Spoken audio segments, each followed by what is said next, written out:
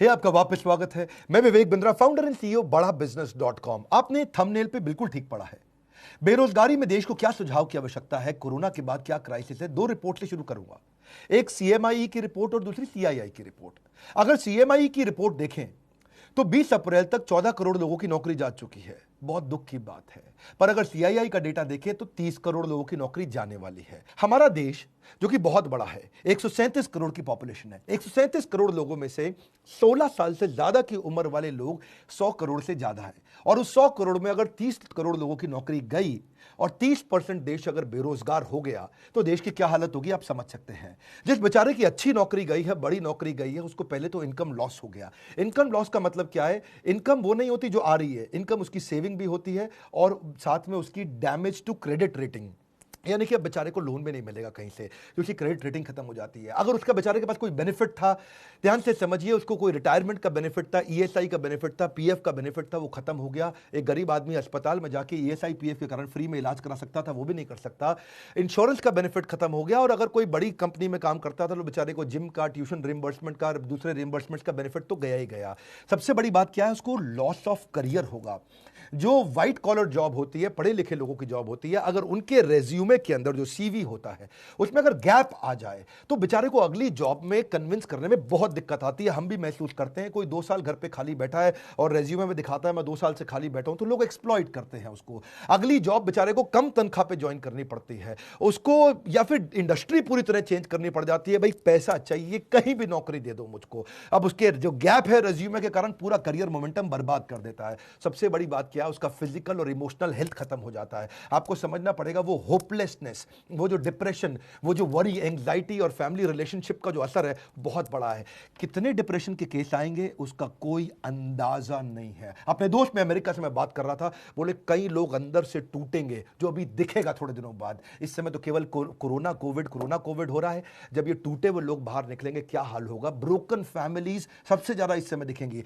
One of the topmost reason क्यों divorce हो रहे हैं, बेरोजगारी डिवोर्स के टॉप मोस्ट रीजंस को कंट्रीब्यूट करता है। और जब डिवोर्स हो जाता है तो जुवेनाइल डिलिंक्वेंसी, यानी कि छोटे बच्चे आपराधिक वारदात में घुसते हैं। जुवेनाइल डिलिंक्वेंसी का मतलब है 14 साल से कम उम्र का बच्चा भी कोई ना कोई चाकू, छुरी, गलत काम, चोरी चकारी में पड़ना शुरू हो जाता है।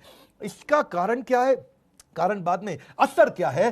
परपर्टेड इंक्रीज इन क्राइम। अब अगर इतनी भारी मात्रा में लोग जब बेरोजगार होंगे, बेरोजगार को इज्जत से नहीं देखा जाता है। उसकी आस पड़ोस के लोग उसके बारे में क्या क्या बोलते हैं, अनएक्सेप्टेबल हो जाता है वो। ऐसा जैसे छुआछूत जैसा हो गया बेचारे के साथ। सोशली लोग उसको पसंद नहीं करते और सिग्निफिकेंटली ज्यादा राइज देगा ये क्रिमिनल्स बढ़ने में। क्योंकि जब इस तरह से बेरोजगारी होगी तो पैसा चाहिए, खाना चाहिए, पहले रोटी, फिर कपड़ा, फिर मकान, किधर से लेकर के आएगा वो? इस सारी समस्या के चलते जानते हैं क्या है उसका असर क्या आता है? वो सरप्राइज हो जाता है, बहुत हेल्पलेस होता है, एक शॉक में आ जाता है और अनवेल जैसे सिम्टम आने लग जाते हैं। बिना बात के उसको लगता है कि मैं बीमार हो गया हूं। इतना टायर्ड और एग्जॉस्टेड फील करता है ऐसा आदमी। मैं जब लोगों से बात कर रहा हूं, इमोशनली इतना स्ट्रेन्ड फील कर रहे हैं, दूसरों पे विश्वास करना बंद कर देते हैं, गुस्सा, लॉस ऑफ इंटरेस्ट, मतलब हर चीज में स्ट्रेस। घर में तो कलेश बढ़ते ही है और साथ में इतना इरिटेटेड आदमी काम करेगा तो कैसे करेगा? आपको सबसे पहला काम क्या है?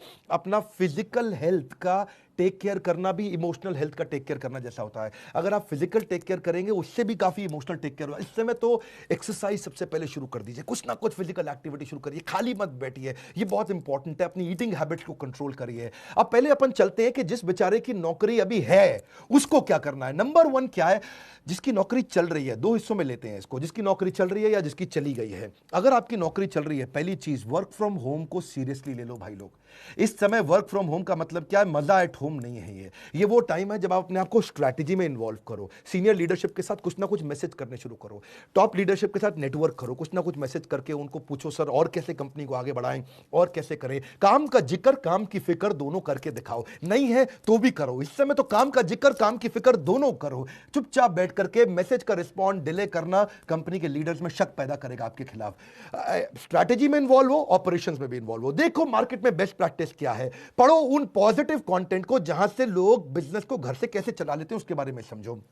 अगर ऑफिस चालू हो गया है, अपनी स्किलिंग बिल्ड करो, ऑनलाइन कोर्सेज फटाफट से करो, अभी जॉब है निकल ना जाए हाथ से। नेटवर्क नेटवर्क नेटवर्क, हर नए नए रिश्ते बनाओ अपने जगह जगह पे, किसी तरीके से इस जॉब को कामयाब बनाने की कोशिश करो। मेहनत करने का समय, हर समय टाइम पे जरूर जाना, इस समय टाइम पे ना आना बहुत खतरनाक हो सकता है। मेरी बात समझिए, हॉरिजॉन्टल कोलेशन भी आपको मदद करेगा। क्या होता है हॉरिजॉन्टल कोलेशन? लोग क्या करते हैं गलती, ऊपर और नीचे यानी कि सीनियर और जूनियर से तो रिश्ता रखते हैं, सीनियर को रिपोर्ट करना, ये मेरा माई बाप है, और जूनियर से काम कराना, इसकी तो मैं ऐसी तैसी करूंगा। यहां दो जगह तो वो रिश्ता रखते हैं, लेकिन आजू बाजू वाले पे ध्यान नहीं रखते हैं।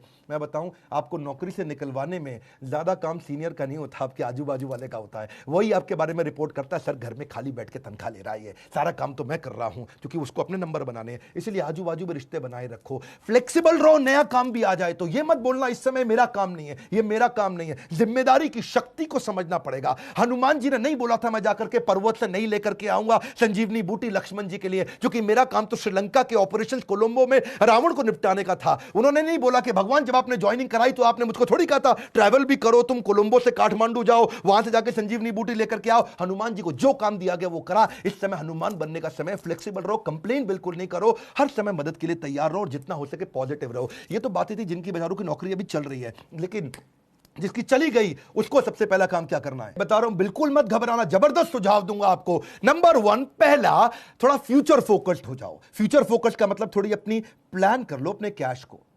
आज तक सेविंग अकाउंट में, एफडी में, सब मिला के, गोल्ड सोना गहना मिलाकर के कितना पैसा आपके पास पड़ा है, और कौन से दोस्त और कौन से परिवार के लोग हैं वो कितनी मदद आपको कर पाएंगे, और उससे कैलकुलेट कर लो कितने महीने आप घर को आराम से चला लोगे। इससे आपको रोड मैप मिल जाएगा कि इतने दिन के अंदर नौकरी चाहिए ही चाहिए। अगर आपके पास 4 महीने का पैसा पड़ा है, बिल्कुल मत घबराना, बहुत है, 4 महीने के अंदर अंदर आप दोबारा जंप मार लेंगे। क्यों घबराते हो? जब वापस सारा लॉकडाउन खत्म होते ही बिजनेस चालू होंगे, लोगों को फिर जरूरत पड़ेगी अच्छे एम्प्लॉइज की, फिर मौका मिलेगा। Number 3, prioritise self care. क्यों बोल रहा हूं अपना ध्यान क्यों रखो आप? क्योंकि आप इस जहाज के कप्तान हो, आप हवाई जहाज के पायलट, समुद्री जहाज के कप्तान। अगर कप्तान को कुछ हुआ या पायलट को कुछ हुआ तो पूरा जहाज खराब होगा। परिवार के लिए सबसे पहले खुद का ध्यान रख लो। Number 4, surround yourself with positive people. अगर पॉजिटिव अंदर जाएगा तो पॉजिटिव बाहर आएगा, नेगेटिव अंदर जाएगा तो नेगेटिव बाहर आएगा। Good in good out, negative in negative out, positive in positive out, garbage in garbage out. कुछ भी अंदर गंदगी नहीं जाने देना। इस समय केवल positive video, positive audio, positive दोस्त,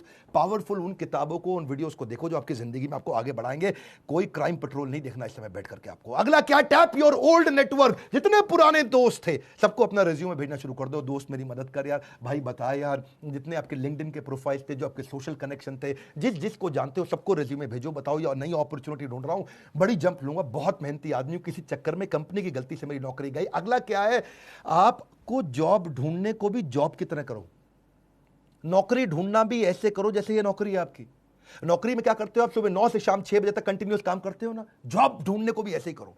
सुबह 9 से शाम 6 बजे तक लगातार जॉब ढूंढूंगा, 9 घंटे जॉब ढूंढना ही मेरी जॉब है। अरे मिलेगी कैसे नहीं मिलेगी ना आपको, बहुत बड़ा देश है, 125 करोड़ लोगों का देश है, कैसे जॉब नहीं मिलेगी आपको? जॉब को भी ढूंढने को जॉब की तरह करो। सुबह 9 बजे बैठ जाओ, नौकरी.com खोल के, दोस्तों को खोल के, रिश्तेदारियों को खोल के, हर एक को बताओ, हर एक से बात करो, और सुबह 9 से 6 तक जब आप लगातार 1 महीना करेंगे, एक नहीं 10 नौकरी की अपॉर्चुनिटी मिलेंगी। अपने आप से कभी भी गलत क्वेश्चन मत पूछना कि हाय मेरे साथ ही ऐसा क्यों होता है।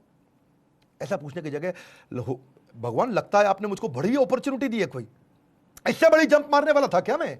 अपने आप से सही पॉजिटिव सोल्यूशन ओरिएंटेड कुछ क्वेश्चन पूछो, नेगेटिव प्रॉब्लम ओरिएंटेड क्वेश्चन मत पूछो। Ask positive solution oriented question. अब बड़ी जंप कैसे लूं, सबसे बड़ी ग्रोथ मुझे कैसे मिलेगी, लॉकडाउन के बाद इससे बढ़िया जॉब कहां से मिलेगी, लॉकडाउन के बाद सबसे बड़ी ग्रोथ कहां से निकाल के आऊंगा, किधर जाऊंगा, किससे मिलूंगा, कैसे बात करूंगा। Solution oriented question, solution solution solution, problem की बात नहीं कर रहा हूं। अगला क्या है? रिज्यूमे को ब्रश अप करो, रिज्यूमे को और पावरफुल बनाओ, नए स्किल, नए सर्टिफिकेशन, नए कोर्स ज्वाइन करो, कोई ना कोई नया बिजनेस प्रोग्राम अटेंड करो, ऐसा कोई नया ट्रेनिंग प्रोग्राम अटेंड करो जिसके सर्टिफिकेट को आप दिखा सको। रिज्यूमे को सॉलिड बनाओ, लोगों से, दोस्तों से मदद लो, जिसकी इंग्लिश अच्छी है, जिसका बिजनेस सेंस अच्छा है, उसको बोलो आपको रिज्यूमे बनाने में मदद करेगा। और सबसे इंपॉर्टेंट पॉइंट बता रहा हूं, पिछली कंपनी से लड़के मत निकलना, बता रहा हूं आपको मैं, मेरी बात मान जाओ। आपको प्रैक्टिकल सुझाव दे रहा हूं, डोंट बर्न योर ब्रिजेस। जिस जगह से निकल के आ रहे हो ना, वहां रिश्ते बना के रखना। हो सकता है वही दोबारा बुलाएं, और प्रेम से बुलाएं, और हाथ जोड़ के बुलाएं। तो मिलते हैं कल सुबह 8 बजे दोबारा अपने पॉडकास्ट के अगले एपिसोड में, एक्सक्लूसिवली मेरे फेसबुक, इंस्टाग्राम पेज या ट्विटर हैंडल पे। और हां, शेयर जरूर करिएगा इस मैसेज को। Sharing is caring. शेयर करने से सामने वाले का लाभ होता है और ऐसा मैसेज शेयर करने से आपकी भी तो इज्जत बढ़ती है। हमारे साथ जुड़े रहने के लिए प्रेम पूर्वक धन्यवाद।